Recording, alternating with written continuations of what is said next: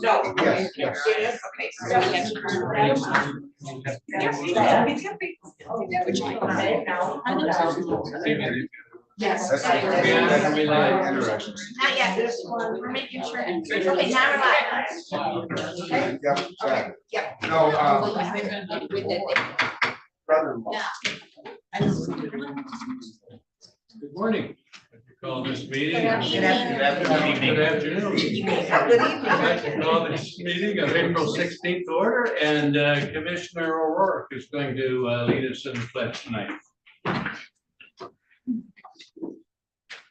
Pledge allegiance to the flag of the United States of America and to the republic for which it stands, one nation, under God, indivisible, with liberty and justice for all.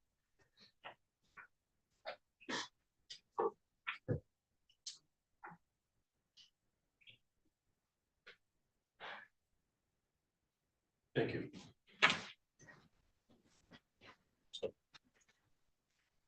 Would the clerk read the roll, please? Commissioner Kramer. Present. Commissioner O'Rourke. Present. Commissioner Rexroth. Present. Chairman Wessel. Here. Commissioner Ross. Present. Commissioner Alguier. I'm here. Commissioner Lautner. Present. All present.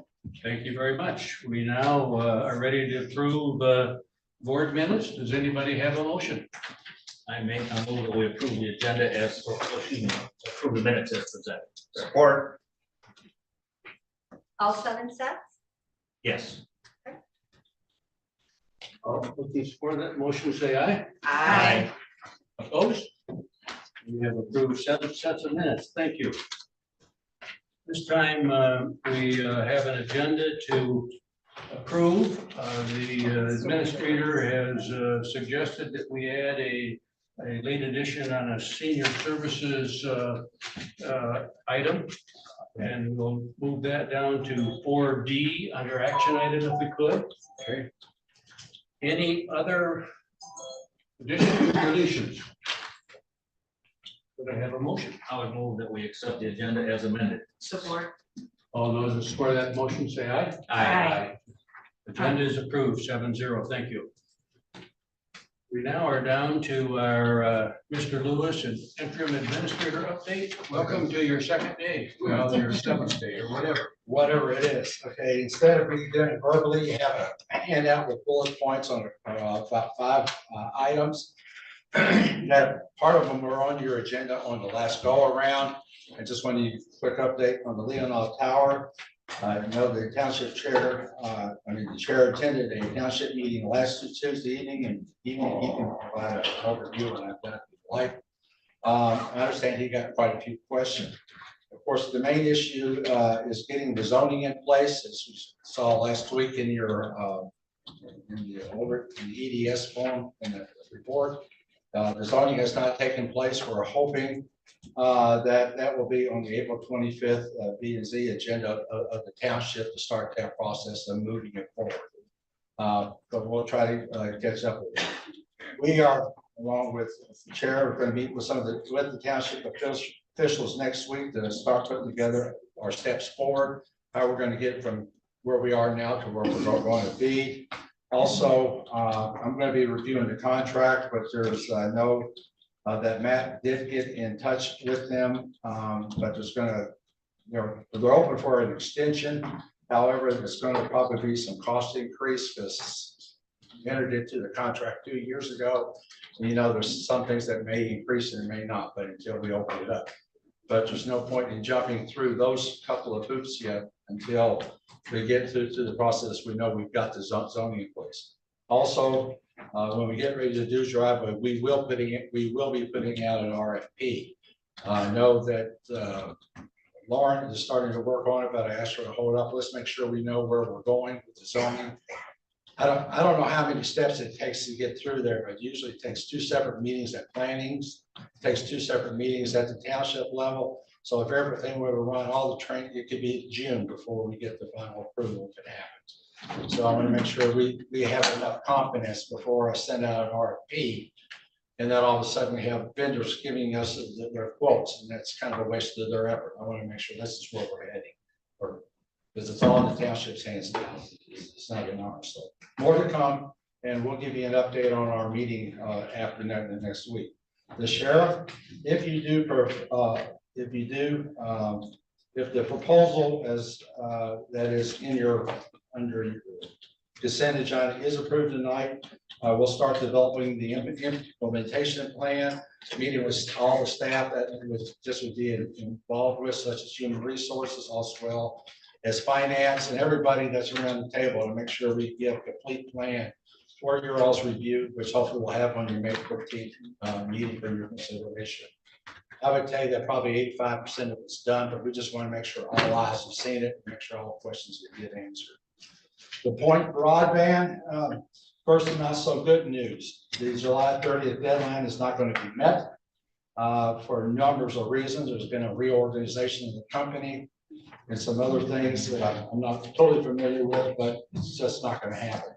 The better news is that they do have extra crews have been brought in to start the work, to do more of the work. They are assuring us at this point that 90% of the unserved area will be completed by year end, if not sooner. And those two areas that won't be is the more populated areas of Bingham Township and Elmwood Township. And there's a lot of other resources that they have there that can get internet and things like that. There's a revised agreement that our attorney as well as our consultant are working on. I've put a hard deadline that I want everything resolved by April 30th, or I said May 1st, didn't I? May 1st in my hands so that I can be ready to bring it to you for your consideration on May the 14th for consideration. I think I had them a little worried at one point, but we'll get it done. Okay, the motor pool fixed asset disposal, we know we talked about it. We'll have things ready for you at your May 14th executive board meeting. Again, which vehicles we are asking you to actually declare surplus once we start switching things around. Board compensation, which is last on your agenda or next to last. Only one of you gave any kind of feedback, and part of the feedback, and that was Commissioner Al. I'm going to mispronounce the name. Okay. Okay. I can assure you within 120 days I'll get it.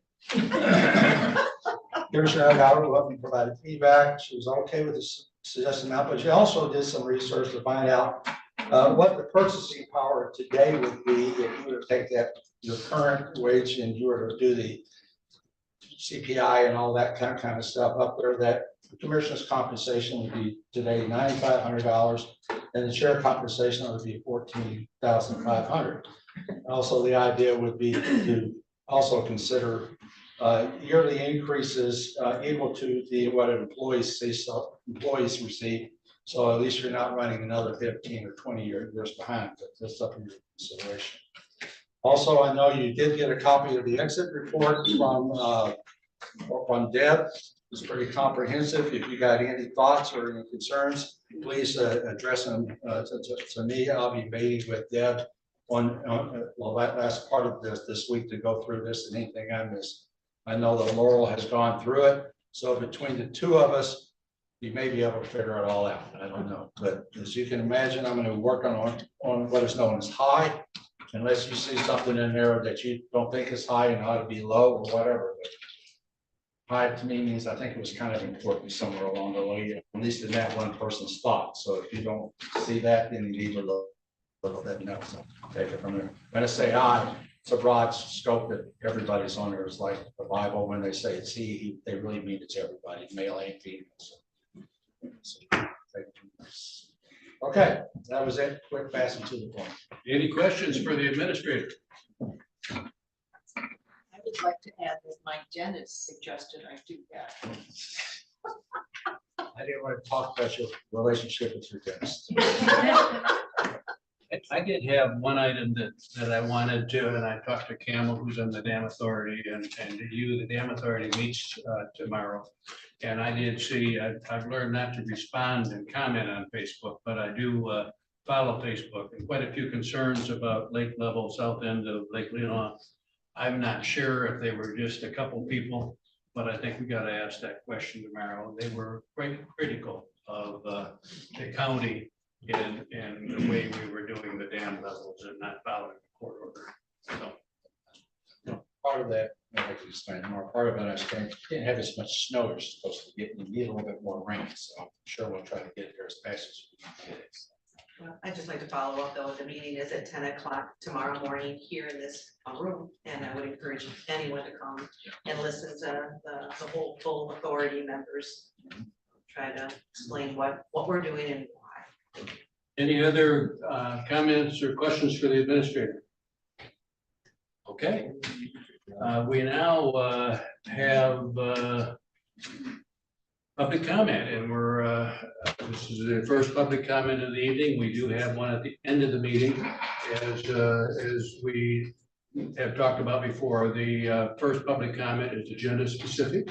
You have 3 minutes, and we'd love to hear from you if you have something to say. Yes, Mrs. Plummer.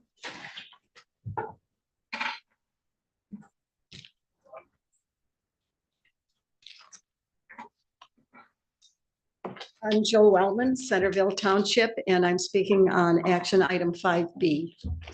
First, I'd like to make it clear that I think I'm older than any of you sitting in front of me. So if anyone should be offended by a comment at last week's meeting described as age discrimination, during the discussion last week regarding the increase in salary for the county commissioners, one of the commissioners explained how it was almost impossible for any person with a family and a full-time job to serve on the county board. It was pointed out that by the time you pay for childcare or take time off from work, if that's even allowed, you're losing money. So that pretty much leaves those of us who are retired and older to serve. I think that observation is obvious when you look at the composition of the board. And other commissioner said that comment was age discrimination. As I see it, the opposite is true. It is you and all the other boards in the area that are practicing age discrimination. You schedule your meetings when only those who are self-employed, unemployed, or retired can reliably attend. This is not only true for elected members, but the audience as well. Did you ever wonder why you look out on a group of gray-haired old people as your audience? Almost all the young people are making a report or giving a presentation. So will increasing the amount of money that a commissioner makes solve the problem? Maybe not, but it might make the difference if at least a person with a full-time job could afford to take a day off without pay and be compensated at least the amount of money that they would have earned. Why is this important? You are planning for the future. You are planning for your children and your grandchildren, and it would only seem fair that those who are most affected by those decisions have a role in making them. Thank you. Any other public comment? Mr. Ashley.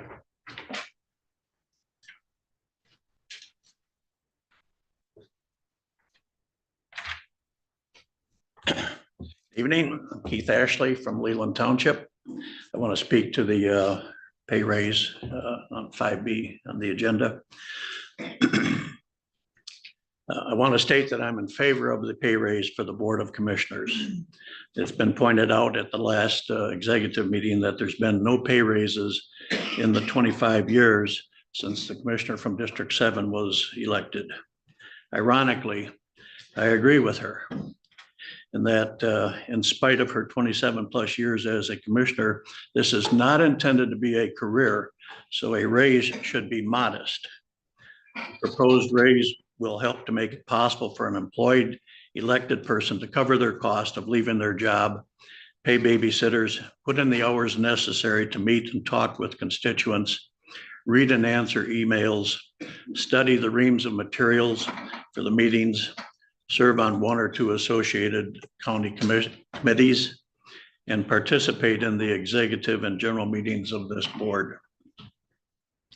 To the degree possible, an elected Board of Commissioners would reflect the demographics of the county.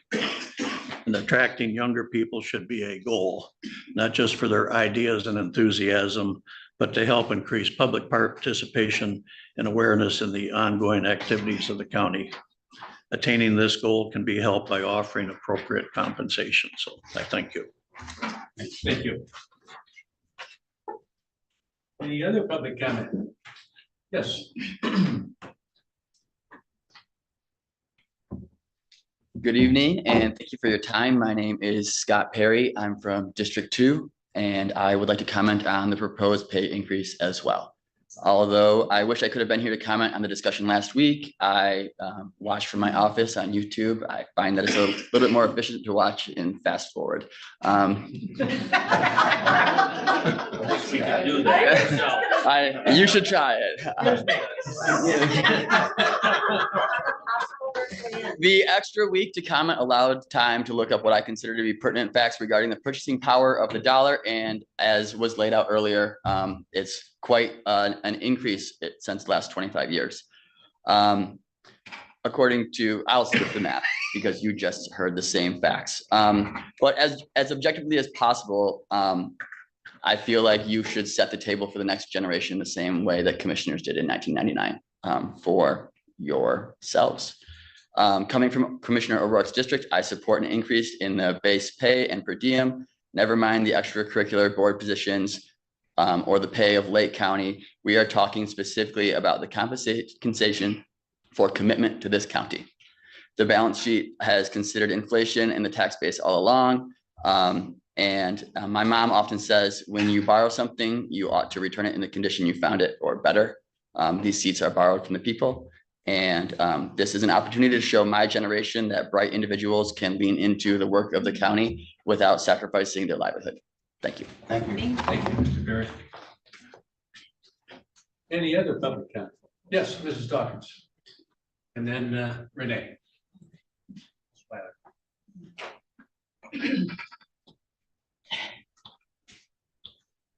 Kathy Dawkins, Leland Township.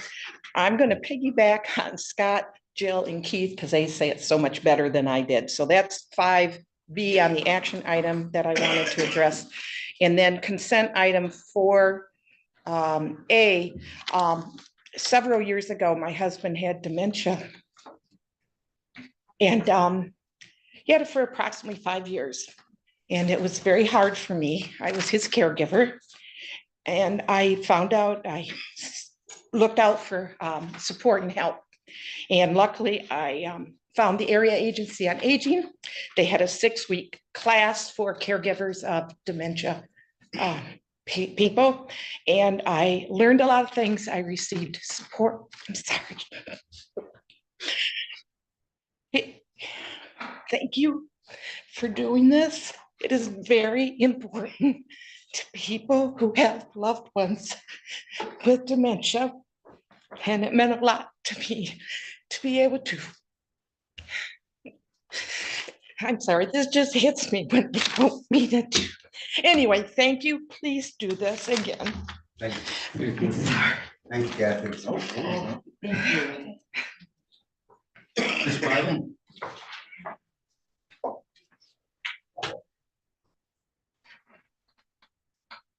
Renee Weiler, Lake Leelanau. I know you're going to go ahead and vote yourself raises at the 100% raise because that's just what you guys do. But I would really like for you to tackle the fiber optic project first. It sounds like we're going to have a problem with meeting a deadline. Is that correct? Current one, work will get done. Yes. All right. So what I don't understand is why you don't ask more questions about this. I think when Patricia Sudas Little came in before, she was talking about 300 subscribers. And if you divide that into $5 million, it was like $17,000 per subscriber. We need to know how many subscribers. Does any one of you know how many subscribers we have? And how much more we have to dole out to them?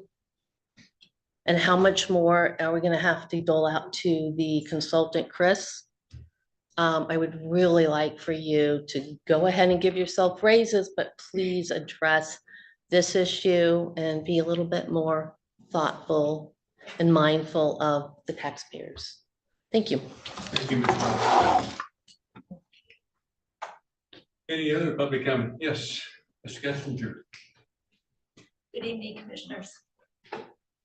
So just to piggyback off a lot of folks on 5B. I know a lot of you commissioners are not giving yourself raises. You're giving raises to the people who come next. And so for my commissioner, Mr. O'Rourke, who I have learned to really love, I'm so grateful that he's thinking of the people that come next, not just himself. And for Jamie Kramer, who will not be getting any of this money either, thank you for thinking about those that come next. And I really appreciate you considering making a decent wage for all the work that you do, that we appreciate very much. Thank you, Sam. Thanks, Dan. Any other public comment? Any commissioner comment? We'll start with Mr. O'Rourke. Commissioner O'Rourke. Well, this week is telecommunications week. That really doesn't mean too much, just a big word, but what it comes down to is the 911 dispatcher. And when you're out on patrol, you're into a bad accident, you're into a domestic, you start screaming, raising your voice, lowering your voice. The dispatchers that work with you, they can tell by your voice if you're in trouble or not. So it's just a hats off to the dispatchers. With us tonight is Ms. Pomona. Would you stand up, please? You're in charge of the. Thank you very much. You do an awful job from handling the domestic. Imagine picking up the phone and it's 3 o'clock in the morning, you get screaming on it, you're trying to settle the person down, or you got medical problems, or you go through CPR or clearing the airway. They do it all. Thank you. Thank you. Any other commissioner? Commissioner O'Donnell? Yes, I have to say too, when my daughter had a massive heart attack last year, the 911 dispatch walked us all the way through it and got an ambulance. Any other commissioner comment? So thank you. I wanted to mention, Ms. Weiler, we do have those numbers of unserved, and I don't have it right here, but we'll send it out to you tomorrow morning. Well, there you go. Yes, we are painfully aware of people who don't have service. I will make sure all that gets in the report for next month, so it's more encompassing, if you don't mind. Is that satisfactory? Yes, we just want to know who is not going to be served. Okay. Well, to get done, is the folks in Elmwood Township, I'm sorry, I'll just say Elmwood Township and Bingham Township. Everybody else will be completed, if not before. Did they agree to?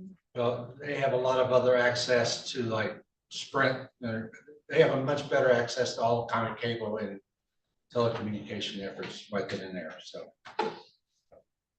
Okay, we now are at our consent agenda. I'd like to read a statement about the consent agenda. The purpose of the consent agenda is to expedite business by grouping non-controversial items together to be dealt with by one motion without any discussion. Any commissioner may ask that any item on the consent agenda be removed and placed elsewhere on the agenda for full discussion. Such request will be automatically respected. It will not need a second. But before we vote on the consent agenda, I need to turn off my timer. In the past, the administrators kept time. And she was better at it than I am. That's the past. I couldn't stand it. Couldn't stand it. So, do we need to do something with added consent? If you added something before D, is that acceptable? That was in action. That was action. Okay, but you So put it on. do I have a motion? Commissioner Rush? I move that the Leelanau County Board of Commissioners accept the consent agenda. All right. Support. All those in support of that motion say aye. Aye. Opposed? Motion approved 7-0. That takes us down to the action item number 1. And Mr. Lewis, you have a summary of that for us? Yeah, as you heard at our last meeting, the courts went out and got bids, got a proposal from, I'm getting to my one item here. Wherever that was. But anyway, they went out and got pricing to install the same type of digital equipment that's in the other courts upstairs. I know there was a discussion as to why we didn't go out, for competitive bids, which is understandable with the price of $37,000. I'm gonna be honest with you, even if we had gone out with competitive bids, we would more than likely have awarded the contract. We would have recommended awarding this contract to the same vendor for the one purpose is that it would not make a whole lot of sense to have two courtrooms operating on one operation system and then have the third one not in the same one. What should have done is that we should have come to you first to request not to go out for bids and get this price for you. And it should have been in the memo, which we will start, mentioning to folks to bring that forward that way. It makes logical sense. I would have done the same thing. But, it's just the way it got presented to you that we said we were requesting you not to do the bids. But, it's like, I'm gonna make a wild examination, trying to, you have two Chevrolets up there and you're trying to put a Ford in it, but now you're mixing parts and everything like that. So it's all just one level. It's all the same thing. Now, the next time, if they ever want to get to the point they want to do all three rooms, that's a whole different ballgame, so it just made sense. And I would have done the same thing, just to be honest with you. So as the manager, you try to keep that as rare as you possibly can. That's what I would have done too. So. The clerk's office is on page 3 of the memo prepared, has proposed the language from last week. We can have discussion of that, but can we first have a motion? Mr. Kramer. I move that the Leelanau County Board of Commissioners waive bid policy and allow the purchase and installation in necessary video and audio recording equipment upgrades needed in courtroom C, which serves both the probate and family courts in Leelanau County.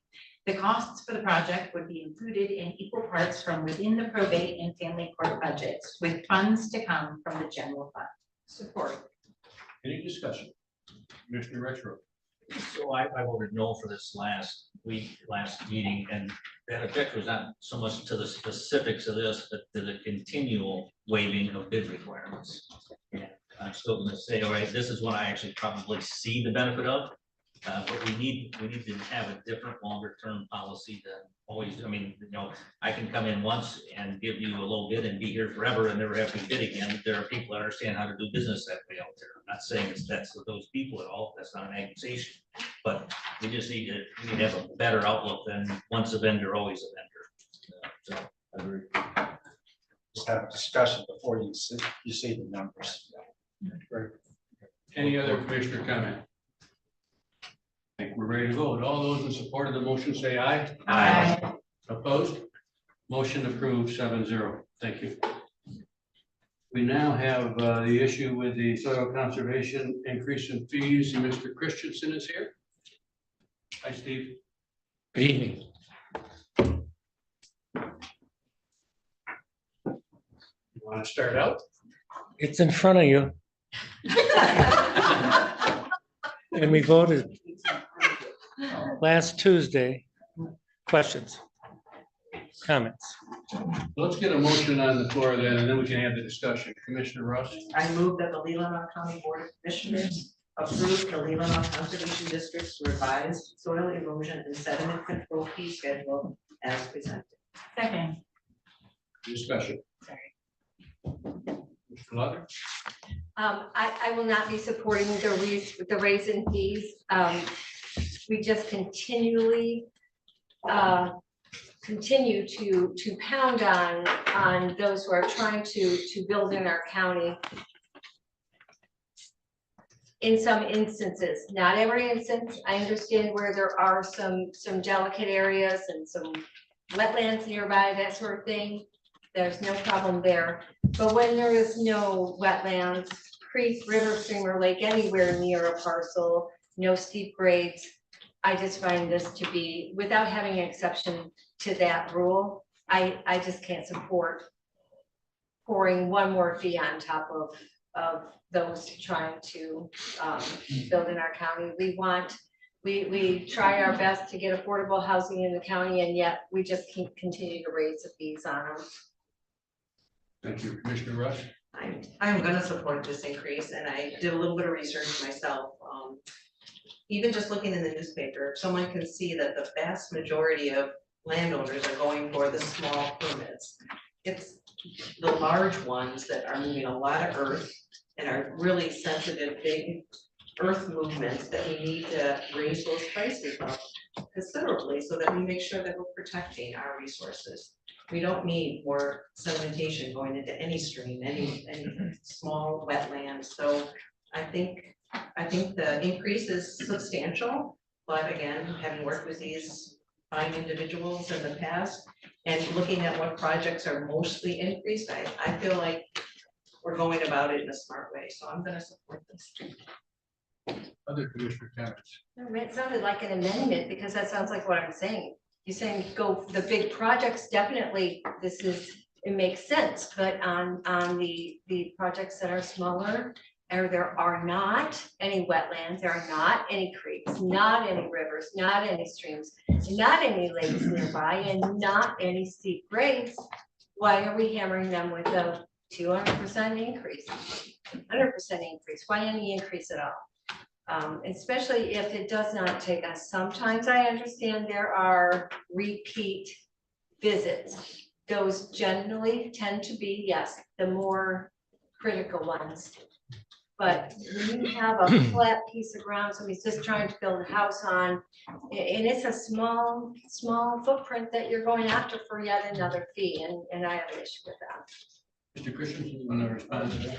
Yeah, I think probably the most straightforward way to address the system that you have would be to offer salaries to all of the people involved and pay that out of the general fund. And all the fees would go to the general fund. Done deal. You'd have the right people doing the right job, and they get the right pay, they get benefits, they could make a career out of it, and you'd solve the problem. What you have set up is a program where the fees have to cover the whole ball of wax.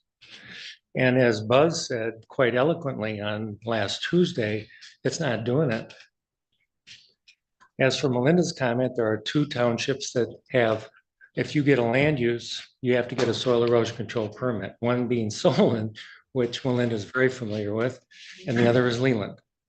And so granted, there are parcels that do get a soil erosion control permit from us that fall into the category that Melinda eloquently just explained. So I can't argue with that comment. Those are the 2 townships that do it that way.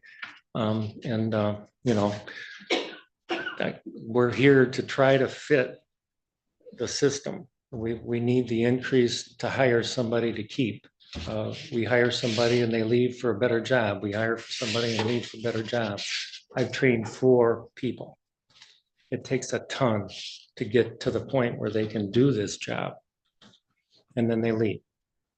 We're just trying to do the job, and we're just trying to make the fee schedule fit the situation that we have in the county. Now, I'm not opposed to you guys saying, hey, let's do salaries for these people. They deserve it. Anyway. Any other commissioner comment? Commissioner Alden? How long has it been since you guys have increased fees? Buzz was addressing that. What did it say? In 34 years, this is the 4 years. third time maybe. Well, I will say that I heard that you need to cover your costs and you need to be able to hire and pay people. So I will support this. I do recall that Buzz said that you've also done a lot of research and made comparisons to what other counties are charging.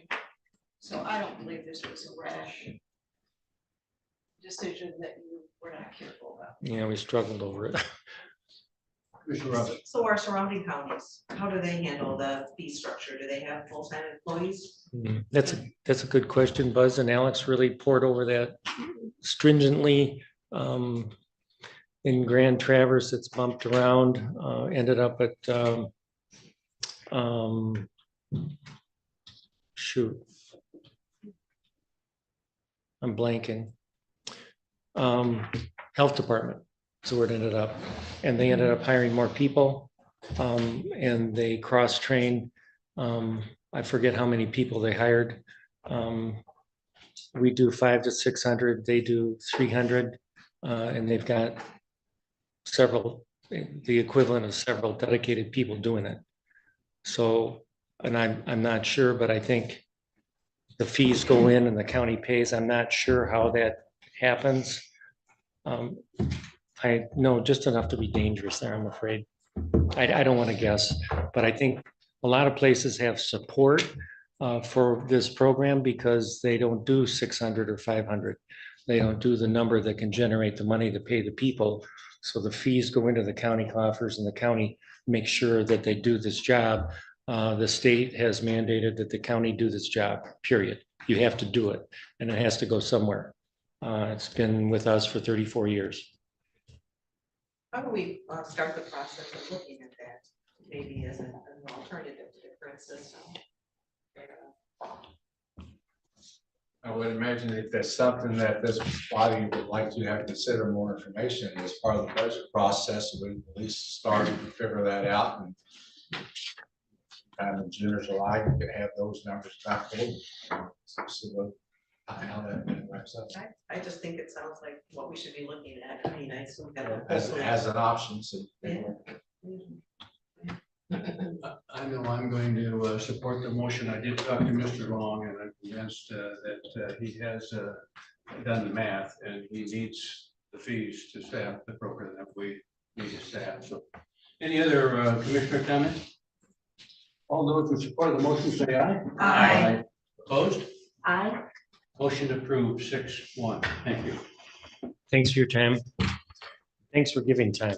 Are you going to stay here for Parks and Recreation or are you? You bet.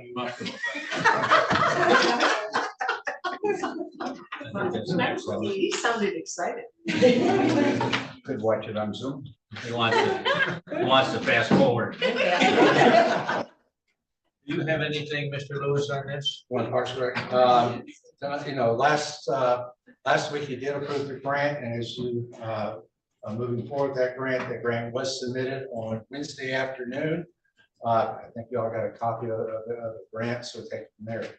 This is an actual proposal to actually buy the chips now, and hopefully we'll get reimbursed. But it's an issue that needs to be dealt with. As I shared with Ms. Ross before the meeting, this is not a capital improvement project. This is a maintenance project. So this is something that was highlighted in the risk analysis report we have. So speaking with Jerry last week, we are going to be moving forward with it to get to buy the chips, install the chips, and hopefully we'll get reimbursed for half the cost. It has to be done regardless of which way we go. So, Commissioner Olga. I move that the Leelanau County Board of Commissioners waive bid policy and approve the purchase of engineered wood fiber mulch for the Miles Kimberly Park from Deering Tree Services as quoted in an amount not to exceed $5,732.50. Support. Any discussion? So I'm going to thank Mr. Lewis for that, for taking care of this issue and the explanation. I think you're exactly right on track. The processes need to be followed. We need to make sure that we've got the communications, the processes followed correctly in future and get the projects in place before we try some. if I may ask one for the motion or whatever, and I should have thought about this earlier. I'm hoping we get that bid price in, but if something happens, I need a couple more chips. Can you round that up to $6,000 in case I need to get a couple more truckloads or whatever it is? Just to be able to We'll say. get you another truckload, but at least. Well, you know what I'm saying. Linda, are you willing to amend the motion? I didn't make the motion, but it makes I made sense. the motion, and I'll I'll amend it. To say 6,000, that way it's an even number, but we'll stay below it, do our best, so just in case. They can be used anywhere. Yeah, well, there's other place I'm sure in the park that we can use it, so I'm not Thank worried you. about We just call it Tom and say bring it over. Thank you. Any other discussion? All those in support of the motion say aye. Aye. Motion approved 7-0, and that was up to 6,000. Jen? Yes, I changed it. Okay, thank you. Sorry about that, Jim. Not a problem. We're now down to the administration. The first one, the lower level build-up project. We heard about this last week, and I'm not as familiar about it. But basically, all this would could have been completed, and it's all about some hardware for communication that was put in. It would have been easy enough just to go ahead and separate it, but it's better that if we pay it and they can reimburse, but it all gets capitalized, so it doesn't show up on your books as an asset, as a expense. It'll end up being an asset to the building, so you own the complete asset. I think that was the intent that we were trying to accomplish here with that. So that's what you're doing. You own the asset, nobody else owns it. The county, and it's a part of the building. It doesn't go something where they happen with the leasees downstairs. They don't get to take part of that asset with it. We own it. The county owns it. So that's the better way to do it. It gets capitalized over a number of years with about the auditors. So it's a better way of handling it. It doesn't show up as an expense in the unit. I have spoken with the district health advisor. We will be, after finance director and I get time to breathe, we'll try to get to where we're going to go through it, try to run some numbers, get things done, and we'll have a meeting with them to see what changes need to be made or if they should be made. And we'll be bringing back a report to you, hopefully by the end of the month. So we're going to be at it, especially the allocation of the space and all those fancy numbers. Gives me an excuse to make a switch. Yes. Kathy, do you have anything to add before we? No, that's right on track with what I thought we would be doing. Commissioner Elgin. I move that the Leelanau County Board of Commissioners approve the change order and direct interim finance director to provide the BOC with a budget amendment for fund number 470 to increase the budgeted revenue contribution by local unit in the amount of $4,387.57. Fund balance forward in the amount of $4,300.57, each covering 50%, and increase the project expense in the amount of $8,775.13, and authorize Leelanau County to reimburse the Betsy Leelanau Department of Health, District Health Department. Support. Any discussion? Commissioner. So I voted no again on this last time, and it probably is the right thing to pay, but it goes back again to procedure. That change order was supposed to be presented for us for approval prior to doing it. It's done. I don't know what you do now, but it's again another. To me, it's the thing we got to clean up how we do business around here. So, Commissioner Elgin. I do recall it coming up that while the workers were there, this was discovered, and it made sense to do it while they were here instead of calling them back later. So it was just one of those wonderful things you find when you're building, that something is, anyway. I will support this. Carl. Commissioner Lutton. Yeah, that actually was not the case. We had been told by the health department that they had all that covered and they didn't need to use any of our system here. So this was their issue. They changed it midterm. And I will point out that this is a change order and this is huge. Yes, was it an $8,000 change order? Yes, it was, but our administrator did not have the authority to sign the change order. And it easily could have been remedied in proper fashion. She thought it was within her purview, I believe she said, and it just simply was not. That's an issue when we're not following our rules, our policies, and our procedures. I think our administrator has heard concerns about process, and I think we'll see a change. I just have to say that's not the way I recall it at all, but. Are we ready to vote? Bottom line, the work's done. You gotta Yes. pay the bill. Yes. We're capitalizing it. So all those in support of the motion, we have a motion on the floor. You do in a You do. second. All those in support of the motion say aye. Aye. Opposed? Motion approved 7-0. Thank you. We now have another issue downstairs. Last week you approved that we got to do some extra cleaning. This is part of the change we're going to do. You recommended approving that we would do $1,500 a month for the next couple of months. I'm going, we said month to month. But I'm gonna go for the next couple, and if we haven't got it resolved, we'll figure out something to do differently. I'm hoping to have it done sooner than your meeting in May, so. We're also backlogged a little bit here, because it is open and it is being used, so. We'll watch it and we'll get back with you on it. It's gotta get clean, and it may be something that we tell them they gotta do themselves as when we get done with all this, so. We'll take it from there, but we'll be getting on it pretty fast, so. Mr. Lutner? Well, the issue just boils down to not the cleaning so much as the cost allocation that we I got understand. to clarify. It was very clear to the health department that they would be covering their share of the cost allocation. It's written in the contract that it does include cleaning, so that just needs to be clarified. If it needs to be amended, we need to amend it, but we need to get it straightened out. And I'm sorry, I haven't got to that one yet, so I'm like, What have you I been think it's doing? listed high something.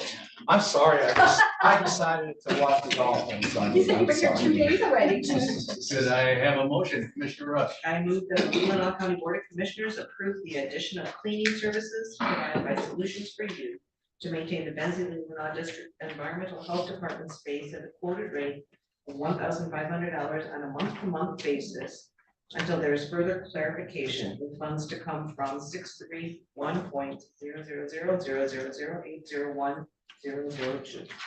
Support. Discussion. All those in support of the motion say aye. Aye. Opposed? Motion approved 7-0. We now have our,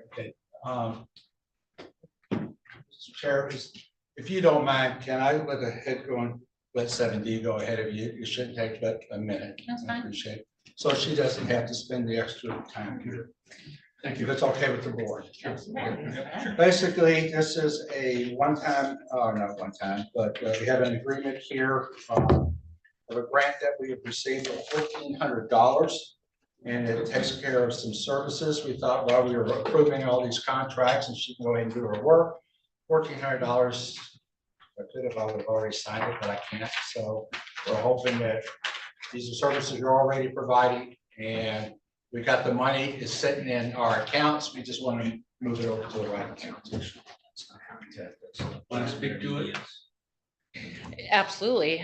We have an agreement with MAP, which is Medicare and Medicaid Assistance Program. Bruce Barnes, who holds an office here twice a month, submits applications for LIS and MSP, which is a Medicare Savings Program, to our seniors.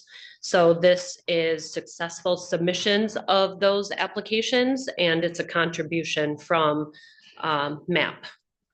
Thank you.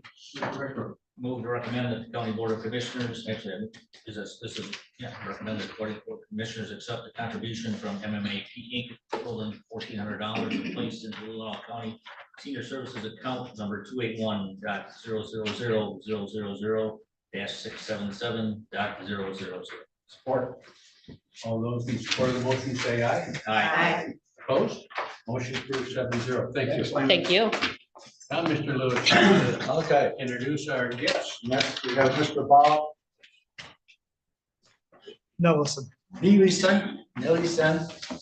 Bob Neelyson is the engineer for the airport authority.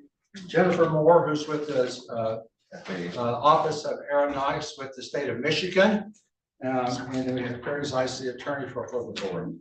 In your revised packet of their PowerPoint for tonight, you do have the flow chart of what would happen.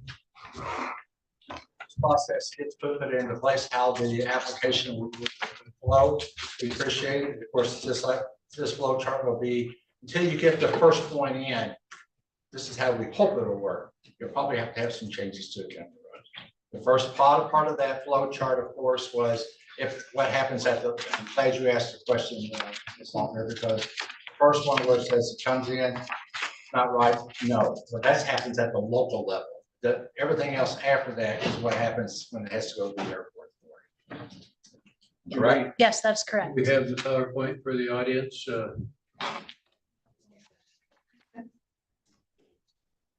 I think Leanna's gone. it will be available online for those that would like to see it. Thank you.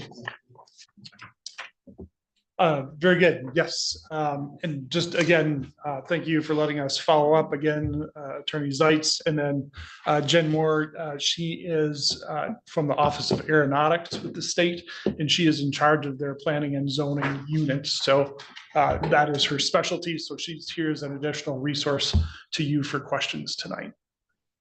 I'll just briefly go over what we talked about last week and then get on to some of that process stuff that you wanted us to follow up on.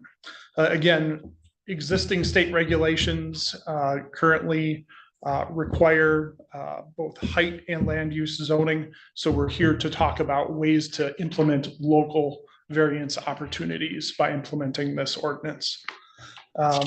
Again, we've got height limitations. Again, it depends on how far you are from the airport. Again, an existing federal law that covers that. And I just want to make it clear that the height regulations vary. They're not like static. They're lower, closer to the airport. And as you move away from the airport, the height regulations become higher and higher and higher. Also in the packet here, we talked about it last time. The land use zones, again, that's an existing state law. It's in effect today. What we're looking for is the ability to get variances to that existing state law. And again, any questions on that, Jen can answer those for you. I move that the Leelanau County Board of Commissioners request the Michigan Aeronautics Commission to define and determine the airport hazard area for the Cherry Capital Airport, consider by such determination of the County Board of Commissioners for the county. Who's this rate? Is it the right one? Doesn't sound like it. And the Northwest Regional Airport Authority is authorized by section 17 of the Michigan Airport Zoning Act, MCL 259.447. Support. I'll just speak that for a minute. This is pretty straightforward to me. We're trading a little bit of area from a 6.3 to a 10-mile radius for some local control and a more streamlined process. So I support this. Thank you. Commissioner, I support it as well because it does increase local control. And it's been, what, 25 years or no, 75 years? A very long time that we have avoided doing this. It's been a while. Yes. Commissioner Ludwig? Yeah, so the zones right now, are you saying those were under federal control right now? They set those limits up there? Like- The land use zones that you saw, 1 Yeah. through 5, those are state law. Those are state law. So presently, like the zone 3, they allow only 25 people per acre. Correct. Okay, so who's going out and counting people? State going out and counting people and making sure there's. It's actually supposed to be administered on the local level, so that it is something that the local level is supposed to be adhering to. It's per the Zoning Enabling Act. So if we go more local control, are we going to be expected to be enforcing this? You're supposed to be enforcing this now. Okay, you said, so the guidelines were set up by the state, but it's supposed to be enforced locally. Correct. So who's enforcing them locally? Is anybody enforcing them locally? They should be. It depends. I think it depends. Some zoning ordinances incorporate these land use guidelines. Some zoning ordinances do not incorporate these land use guidelines. They are supposed to incorporate these land use guidelines. And then without this process, we wouldn't have a variance process. So it's an assumption, I suppose, that if there's a house in there, you're assuming family of 6, or you're assuming, et cetera. Is that how that's done? It's basically how your land is trimmed. So when the airport is, so it stems from an airport approach plan. That's what's in place now with a public use, publicly owned airport. So that was established by the Michigan Aeronautics Commission back when the airport was made public use.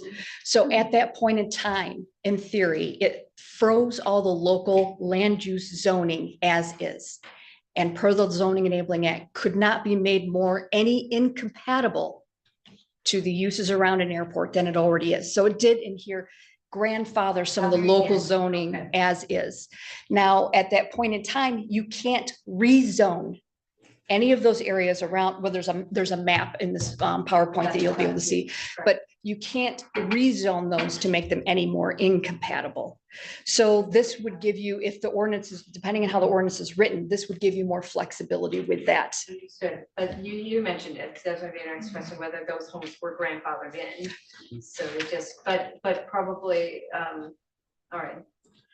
Makes sense. If I may, so Commissioner Lawler, we have I'll say an instance of this going on right now where there is that debate between existing use and proposed use. As part of that application process, we ask them how many residential units, if it's going to a higher density, how many units? Is it 40 and it's only supposed to be 25, that sort of thing. So it comes through in the permit application process.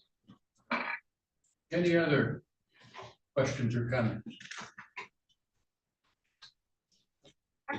I mean, I still have the same concern as last week. I mean, have you guys had the conversation about sprawl and how this will affect that and like long-term plans for, you know, how to address that really? I guess the intent of this, again, is safety in direct proximity to the airport. It doesn't necessarily cover the whole greater zoning picture. That's determined more locally. This is just specifically for airport and aircraft and people's safety with respect to the airport. But it does affect that. Well, the land use zones are tighter to the airport itself. And then runway ends. So the runway ends is where it really extends out land use wise. And that's really just in theory as an aircraft comes back around and lands safely. So it doesn't interfere and or cause any harm to public on the ground or in the air. The height use is the one that expands the 10 miles. Okay. The land use does not. The land use is tighter around the actual, like the runway, it's the runways themselves. There's a certain formula for that. And then also too, there's a flare at the end of each runway. So it isn't like a 10-mile circle for the land use. The land use is much more concentrated than the height protection. But the height protection is what I'm really talking about, because that is going to contribute to sprawl. If we can't go up, we go out, right? Like that's generally a concern. Yep, and those height protections are in place now by the FAA. So really, this is just giving you the availability to have a variance where right now you cannot. So there's certain heights that once you reach that, the state will intervene and disallow it. Okay, either way is what you're saying. No, Right now. right now we would stop it. Okay.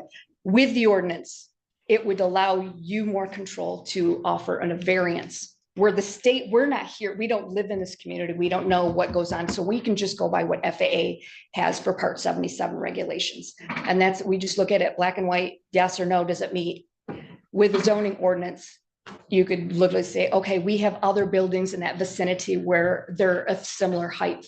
So we don't see an issue where this would affect the land around it or the actual utility of the airport. So you can allow a variance where right now you cannot. So the state would make that determination for you as of right now. That makes sense. I do have one more question. If this goes through, I guess I'm asking about timelines, because the biggest way we will be involved is actually appointing people to be on this board from Leelanau County. So do you have a guesstimate on timeline? So the first step, so it depends on why. So if you guys vote yes today, so you all agree that this is something you want, that greater control locally, then I would have to take this to our Michigan Aeronautics Commission, so to our Board of Commissioners, and I would present this so that they would approve your hazard area. So they would approve that 10-mile circle. So once they do that and it's approved, then we have, I can't remember, is it 90 days or 120 days? 90 days to do the zoning board. Yep, and that's when you guys would actually, before that, you would actually appoint those 3 members and we would actually have a pseudo board meeting to meet and create our Board of Commissioners that would actually create the ordinance itself. Once they create the ordinance, then they would present it back to the board. Once it's accepted, then from that point on, we would have public hearing, get people come up public comments, tweak it in any way that we need to. And then the zoning board would also meet again and then also appoint zoning board of appeals so that you have that second process. So we may be doing that this summer. Yes, Any potentially. other questions or concerns? Rankin Travis County, have they already gone through this? Tomorrow. Tomorrow Tomorrow morning. morning.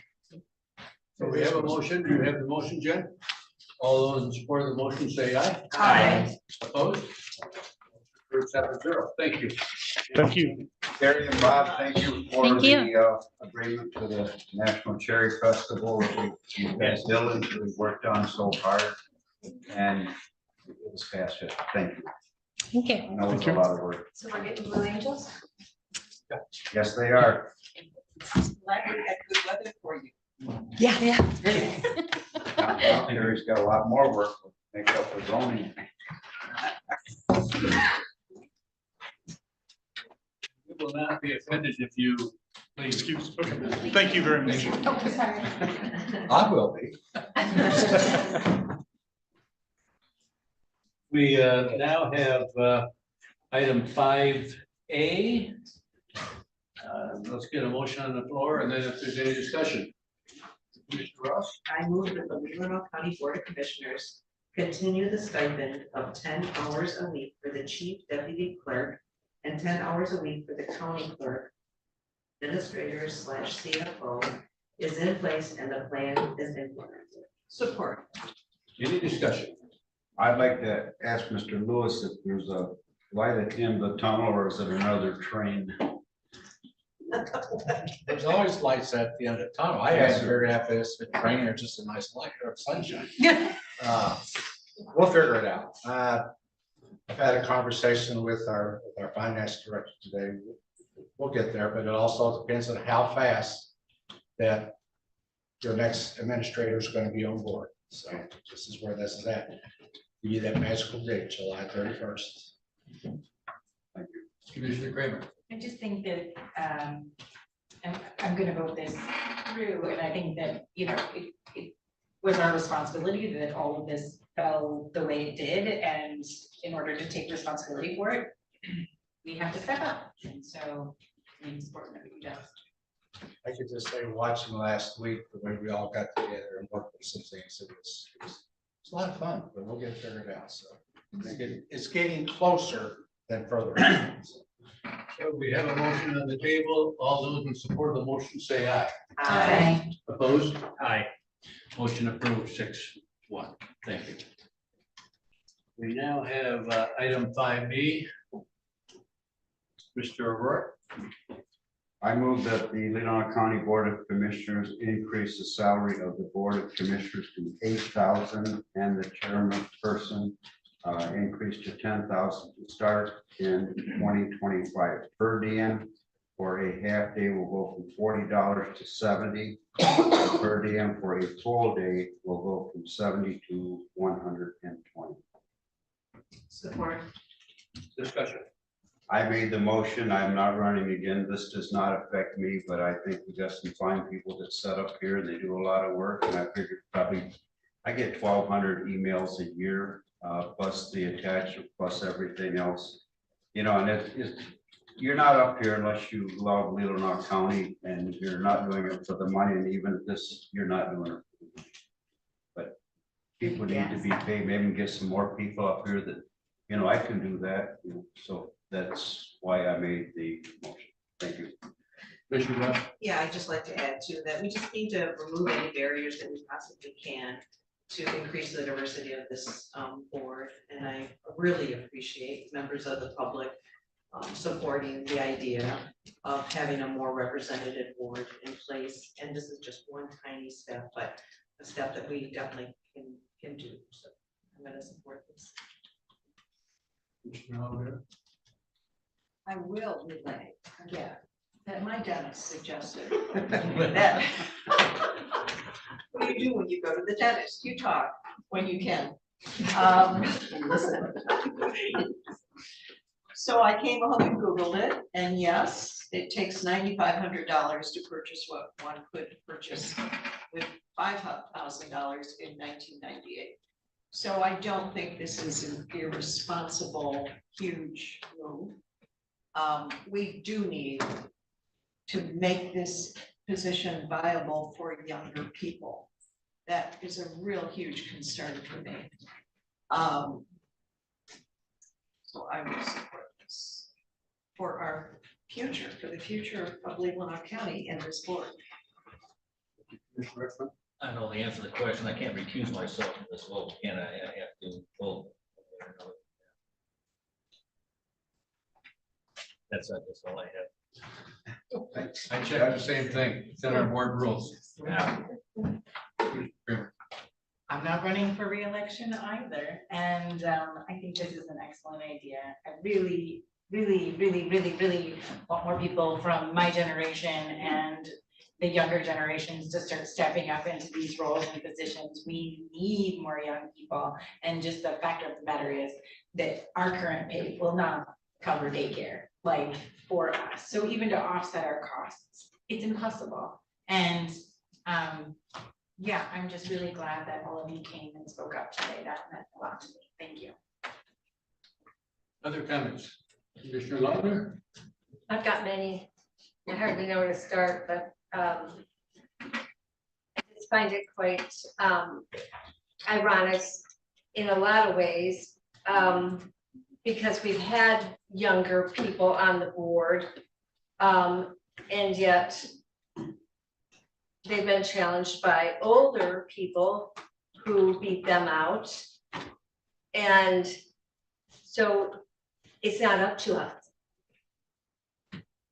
It's up to the voters. And the voters will select whom they want. Now, you can try to get younger people to run for the board. As I said, when I ran, I didn't even know it paid. I just wanted to serve. So anytime the issue of paying more came up, I shut it down because I wanted people up here to want to serve.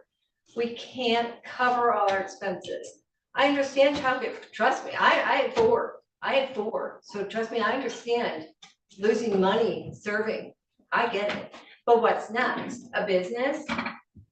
So I'm losing money for the business. So should this pay enough to cover what you're losing because you're not at your job? Because a lot of younger people are employed. So we're asking them to leave their job and come serve for this amount.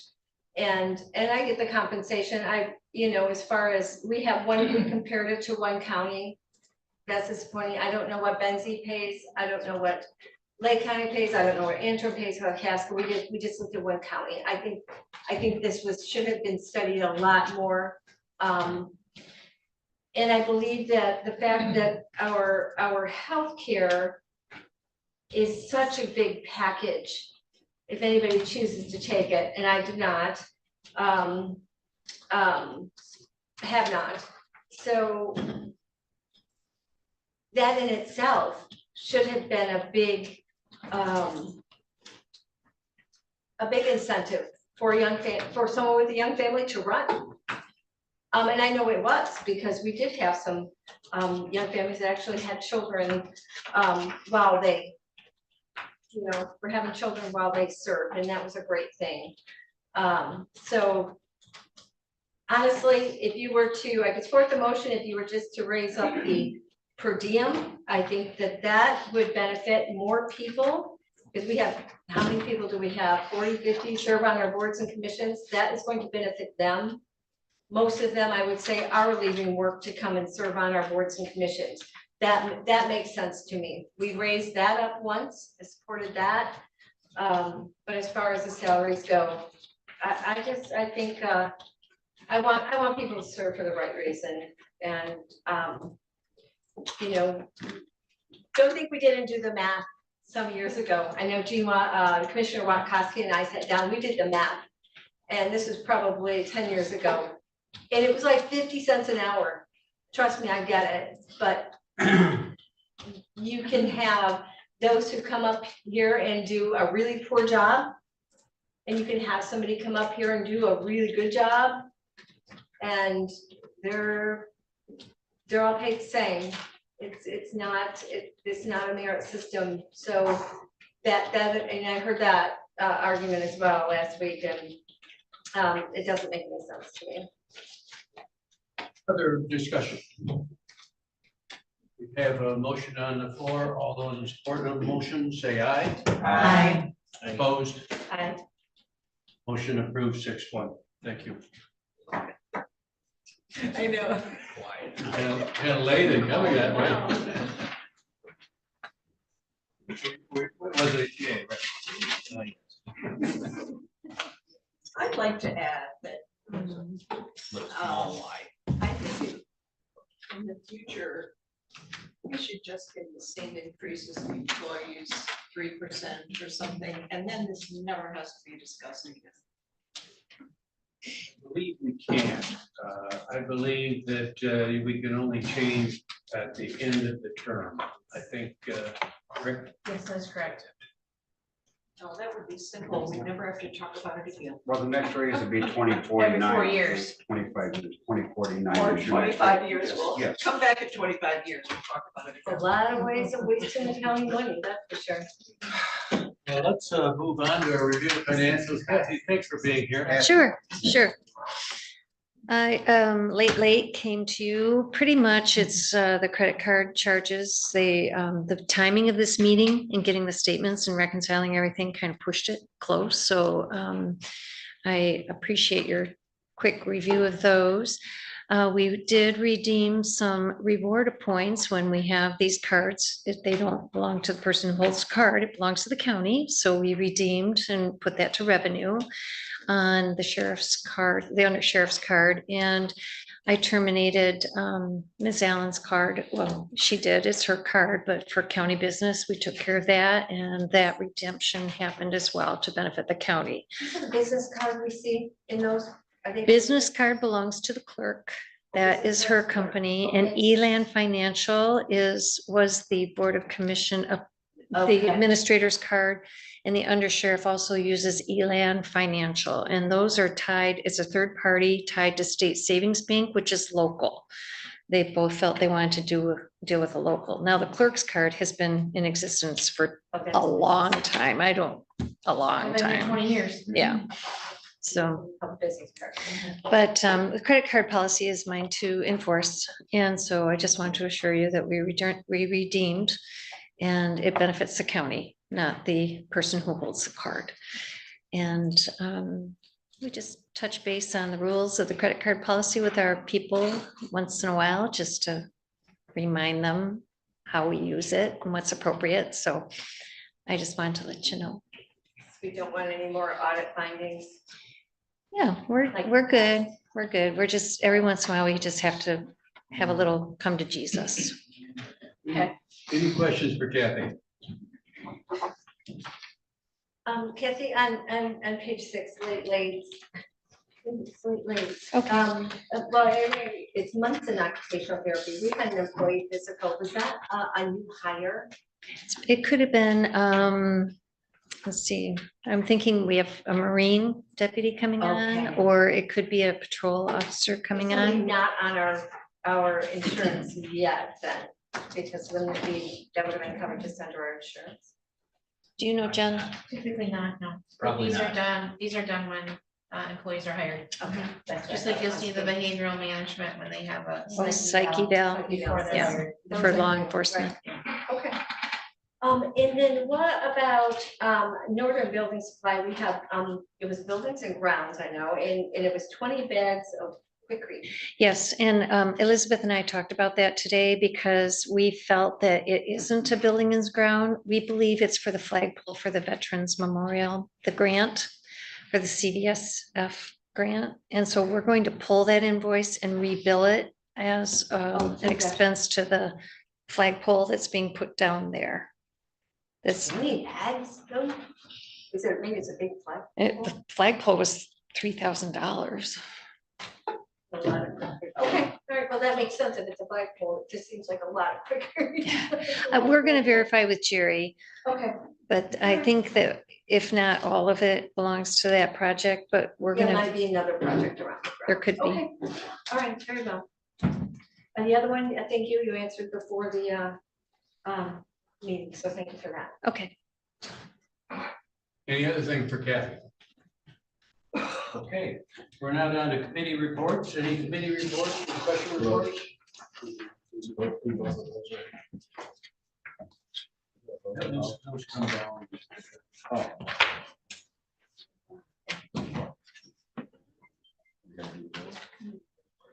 Any reports? I don't think we have any reports. I will say that I was in Brumfield and Land Bank this morning, and we are disposing of all properties in the land bank. So everything that's been foreclosed upon will have been sold. And we don't see any new foreclosures coming. So that's a good thing. And they're being sold to be built upon. They'll be homes built. Housing North has asked that we remind everybody publicly about their housing survey that they are doing, and they have posted a Leelanau County dashboard on their site, and they'd like to update that with the survey. And all of us got requests to circulate that. Anything else? Yes, Commissioner, just the airport agreement, and they worked on it quite a bit. We had a meeting yesterday. It's pretty much in the record Eagle, and it's been on the ticker and everything. I have a copy with it with me if anybody wants to read it. Anything else? Okay, we're now down to our second public comment, and this is limited to 5 minutes, and you may speak to us about anything you think that we need to hear from you. Ms. Bailey? I got my timer ready. Here we go. All right, just cut it out. I think I'm buying airtime and it's expensive, so. So new topic or old topic, septic inspections. We've been doing an on-site, on-transfer septic inspections for a little over a year, so we have accumulated data, so now we can tell where we're seeing the problems, and the health department has absorbed that part of the task into their staffing and programming. So it would be interesting to ask the health department if they have recommendations on how we should expand that program. If you're seeing most of the failures in old systems where you have no records, maybe that's the place to look next. Just, we're all interested in clean water. And I brought some cards with the QR code on it for that housing survey. I'll leave them with the clerk here. So thank you. Thank you. How many seconds did I take? Not enough. Oh, come on. Any other public comments? Mr. Esty?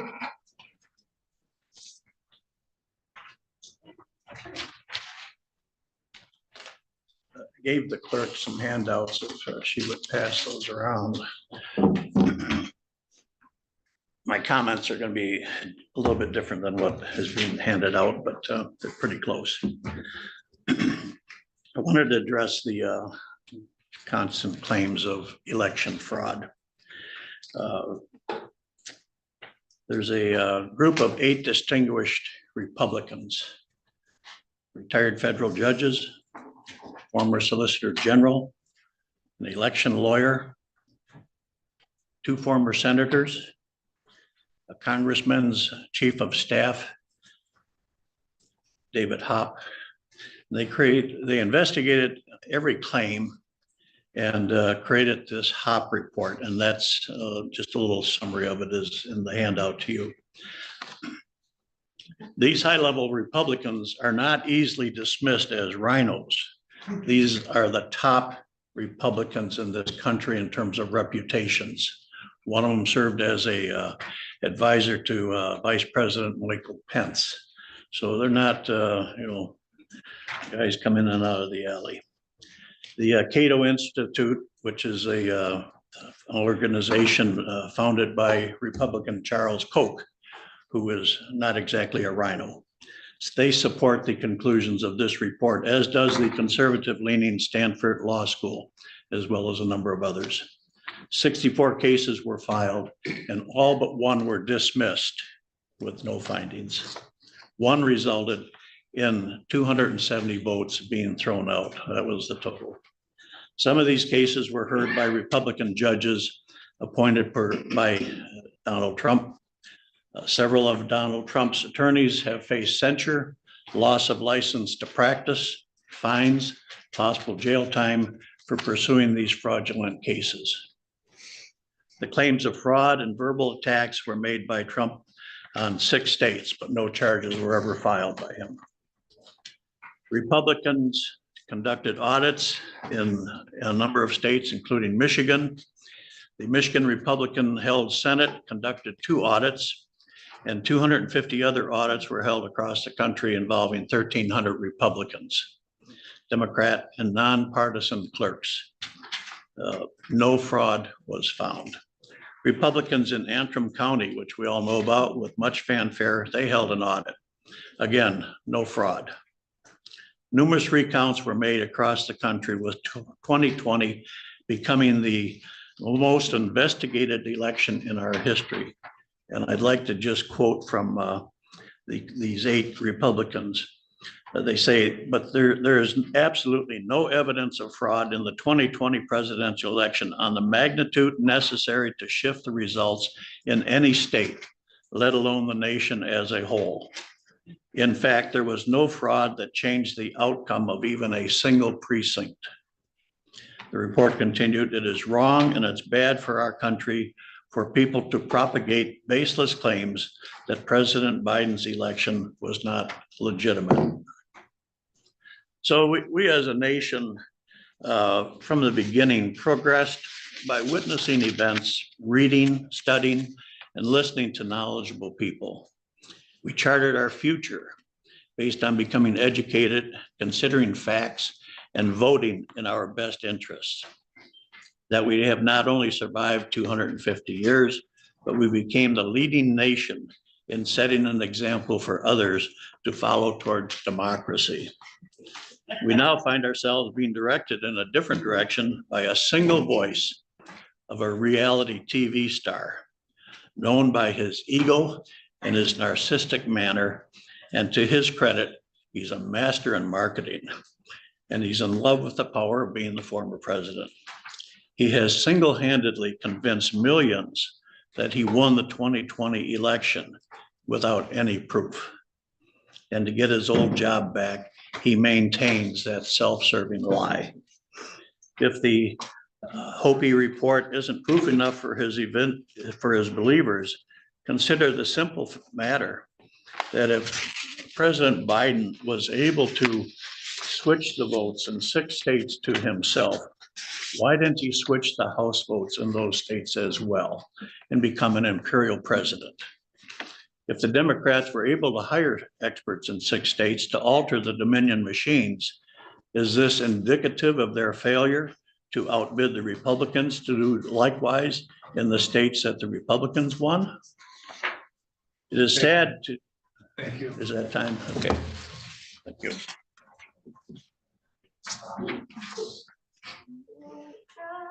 Thank you. He's getting better at it than I am. No, worse. I like that it's teenage race. Any other public comment? Well, I'm not ready. You're ready. Anybody else? Bill, we almost sent out a search team for you. Bill? If I'm the last one, if there's somebody else. Please come to the table. Yeah.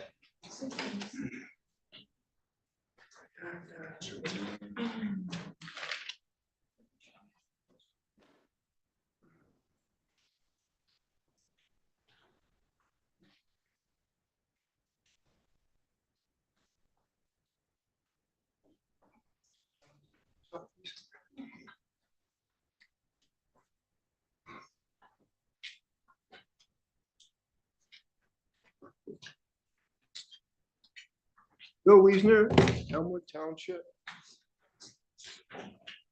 And hope everybody can see this one. Let My People Go, 2020 election plus J6. They're both related very closely. To watch it on Rumble, or all these folks have been given one, the ones that would take it. and take a look for their constituency. And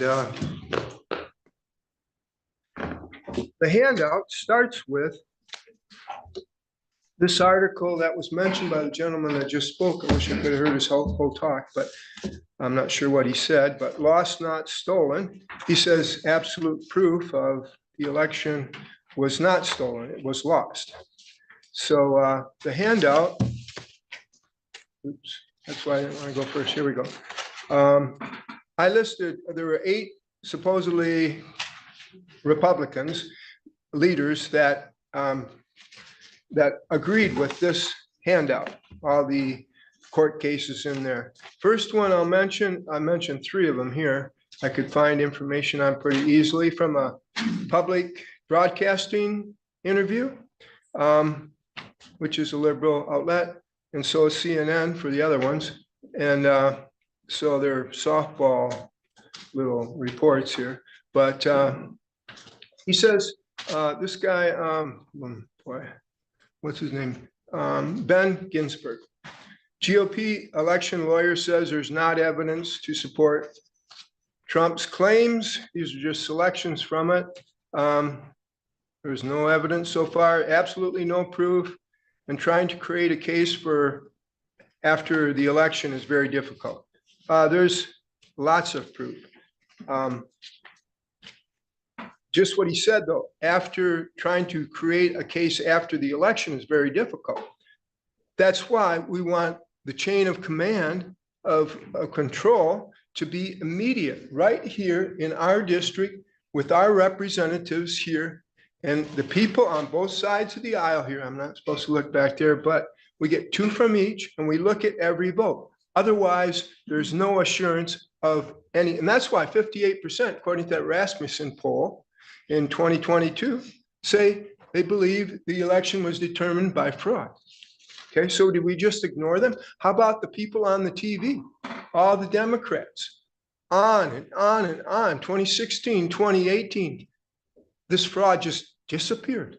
Actually, I think the fraud in 2016 and 18 or before then was for Hillary, but she didn't cheat enough. And they didn't count on the people being upset with what the government is doing. Is it too much to ask for local elections? You say you can't do it? How can we overlook this fraud?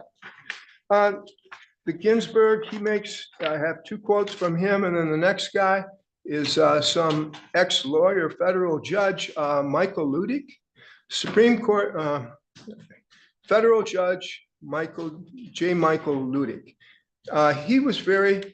He predicted that the Supreme Court would pass Colorado's move to try to get Trump off the ballot, which would have snowballed into other districts too. He was quite sure of that. But after the vote was 9-0, he goes on and this guy doesn't have a lot of credibility on something like that. And trying to keep the one that the candidates want off the ballot. Anyway, I'm off to 4 minutes. The third one is John Danforth, same way. He thinks Trump should be put on trial for the J6 thing. The people were righteously angry from all the evidence of fraud. And that's what the end of this handout is, 17 facts that prove Biden stole the 2020 election. Look at just the highlighted points there. And I have very little time, so I'll look at the last one, number 9. They're in 2 groups. They add up to 27, I think. Statistical anomalies in Georgia. Yeah. Oh, yeah, where it repeated 50.05 to 49.95, 50 times in a row. That doesn't happen naturally. See Dr. Frank next month, May 6th here and May 10th in Traverse City. Any other public comment? Mr. Yagowski.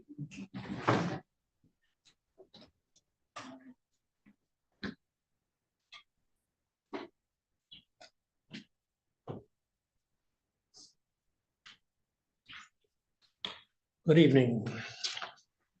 It's good to hear a healthy discussion about compensation and the quest for being a viable position for younger people. It's true that it is up to the electors most of the time. In the private sector, there is a continuous stress on simplification, improve the product, and improve the service. There's no such thing in government. Government people are not trained and choose not to do that. No one forces anyone to run for public office. Please understand that. So no one has forced me to attend 4,000 county and township meetings either, but I attend.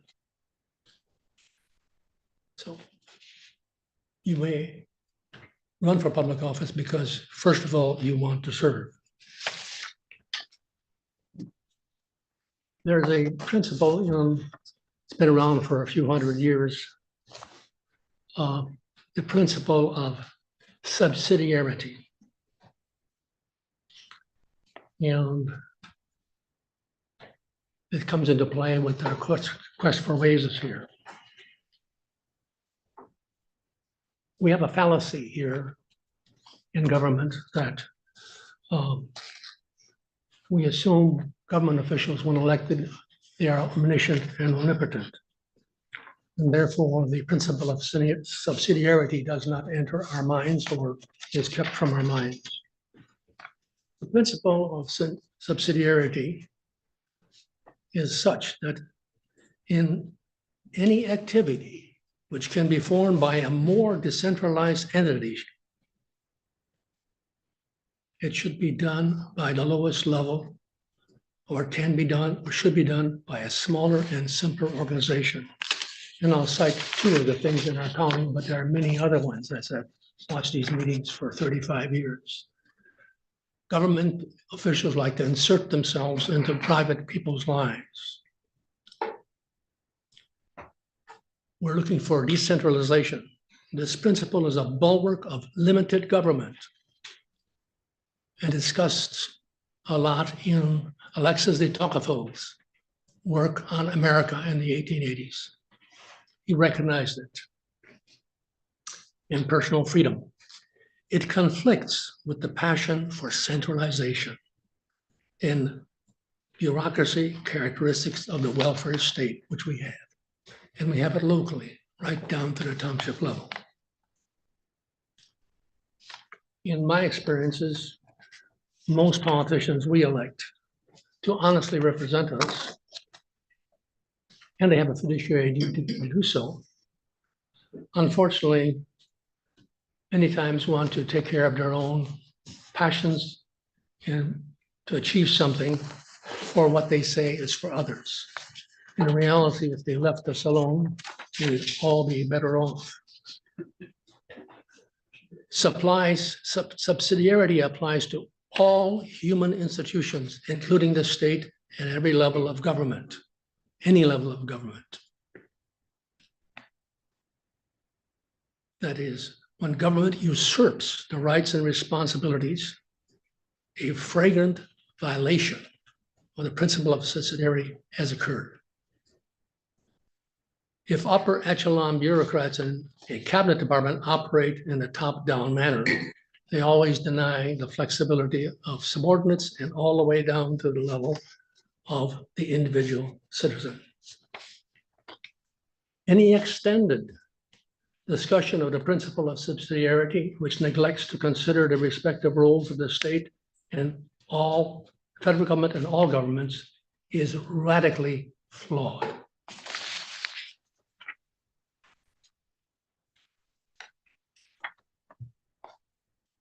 Tocqueville predicted that modern democratic government would degenerate, which it has, into a huge paternalistic state, which would guide the individual in all of his affairs and ensure that all his needs were met. We're trying to do that here. For their happiness, their Such a government, in its quotations, willingly labors, but it chooses to be the sole agent and the only arbitrator of the people's necessities. It facilitates their pleasures, manages their principal concerns, directs their industry, regulates the descent of property, and subdivides their inheritance. What remains but to spare them all the care of thinking and all the trouble of living. Thank you. Good night. Thank you, Mr. Duffy.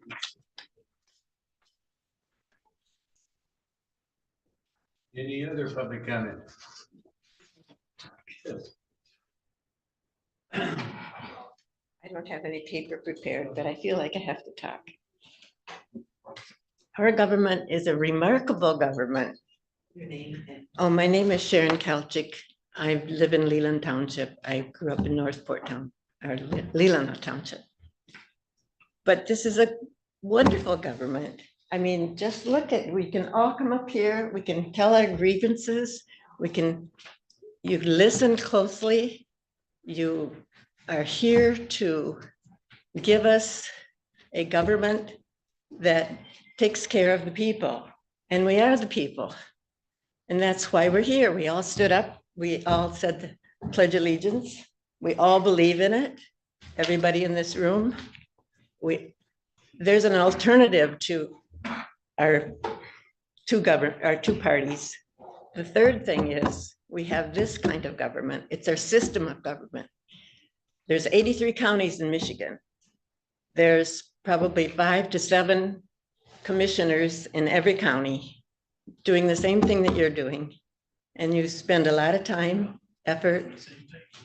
And I just think it's wonderful that all over the country, every single state has commissioners and then below you, there's the governments for the townships. We have 11 townships. We still have people going there. We have the zoning commission, and you're not here to tax us to death or, no, they're not. They're here to see that we pay taxes so we can take care of everybody. That's the thing. That's how it works. And when I was in 6th grade, I'm going to say my teacher, Mrs. Edna Dame, a lot of people had her. She always started right out in 6th grade telling us what a wonderful country we had, that we were going to be able to vote when we were 18, and that it was important, and that we could select our own people in our own communities. And I don't know why there's such a division when we all want the same things. That's all I have to say. Thank you very much. Thank you, Ms. Belcher.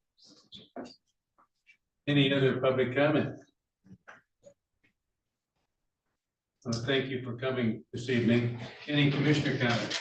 Mr. Kramer? I just want to thank, I'm sorry, I didn't catch your name. Sharon, for your comment. Is it perfect? Absolutely not. Do we have places to improve? Absolutely. But does it function well? Are we lucky? Yes, we are. Yes. And thank you so much for saying that, because I think we need to keep that in mind. Thank you. Mr. Russ? Yeah, I would just like to invite everyone, in keeping with the national theme of Earth Day 2024, Planet versus Plastics, the Leelanau County Energy Futures Task Force is hosting a panel discussion and observation of this day. And we've entitled it Microplastics. They're in our air, our water, our land, and us. It's going to be Monday, which is Earth Day, at 3 to 5 in the Monarchy Room at the Leland Township Library. And we have an environmental engineer coming from, or zooming in from downstate, who is an expert in this concern issue. And we have the Grand Traverse waterkeeper, Heather Smith, talking about the problem locally right here in our waters. And then we have Sue Chapman, who is one of the members of Green Suns Bay, who is going to try to give us some really positive things that we can do to help improve this on a very special day. Since 1970, we've paused as a community, as a world, to look at our earth and see what we can do better. And microplastics is the theme for this year. So I wholeheartedly invite everyone to join us. Thank you. Thank you. Commissioner Aguirre? I'd like to thank you for your comment as well, and I'm reminded that I believe this commission was formed in, I could be off by a year or two, but around 1864.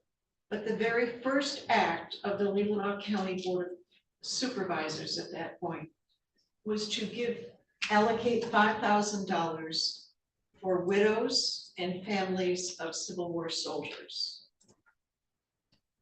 At the beginning of every meeting, they met every 3 months. They had supervisors of the poor. And the very first item on every meeting was a review from the supervisors of the poor. If a widow needed food, if a farmer's plow had broken, or his donkey had died, or whatever, Leelanau County reached out and helped.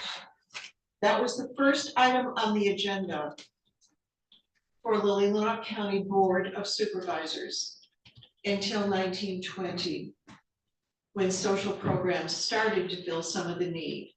And you all know that we had a poor farm as well. So we have all proudly taken care of our own since our inception. And that is, we are stronger together. And since the beginning of time, people have gotten together because they can do more for themselves as a group than we can do alone. We can do things together we cannot do alone. And that is the strength of a county that works together. And I know everyone here is committed to working to improve the lives of everyone and to use your tax dollar wisely to do so. Thank you. Any other commissioner comment? I need to remind everybody to sign your closed session minutes and get them to the clerk. I'd like to thank Mr. Lewis for being here. And Jess, will you let your colleagues know that you were applauded tonight? They are aware. Thank you.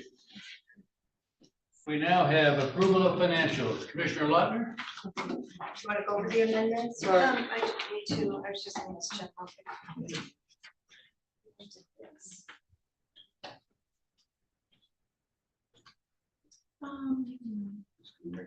Yeah, you can add to it, add to, from the general fund. Okay. So just state that you have an amendment to it.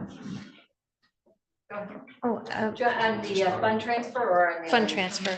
Okay, so I move to approve fiscal year 2024 amendment number 24-004 and 24-005. Support. All those in support of that motion say aye. Aye. Motion approved, 7-0. And we'll just amend the fund transfer number 24-002 that's in front of you with the blue header because you approved moving money from the general fund to the motor pool tonight. I will add that since that was an approval tonight. I move to approve fund transfer number 24-002 as amended. Support. All those in support of that motion say aye. Aye. Motion approved, 7-0. I move to approve claims and accounts $558,767.66. Support. All those in support of that motion say aye. Aye. Motion approved, 7-0.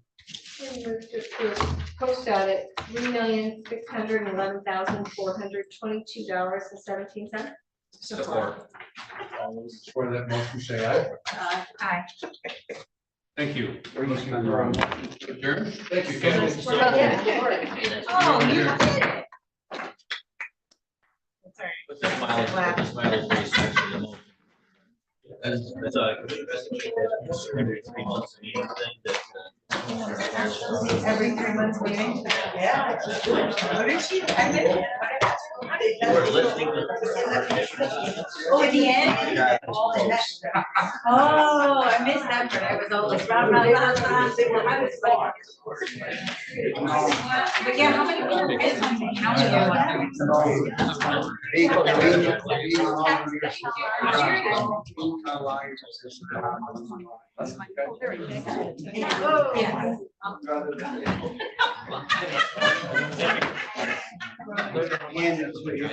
No.